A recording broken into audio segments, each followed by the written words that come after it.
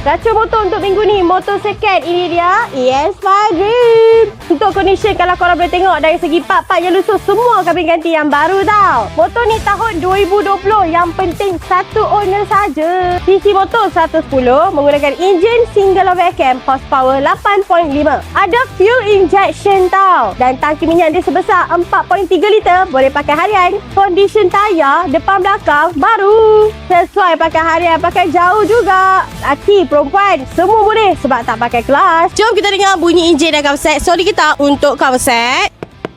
Solid tak? Untuk bunyi motor. Ngam ke tak ngam? Untuk ES5 ni memang kena beli korang. Kalau lambat sikit mesti sold. Dah sembang dah pasal condition kan, mesti korang nak tahu harga kan. Motor ES5 boleh beli cash ataupun loan. Berminat datang kedai kami di Wala Motor Kuala Kasar Perak. Ingat, cari motor, cari Niza. Bye bye.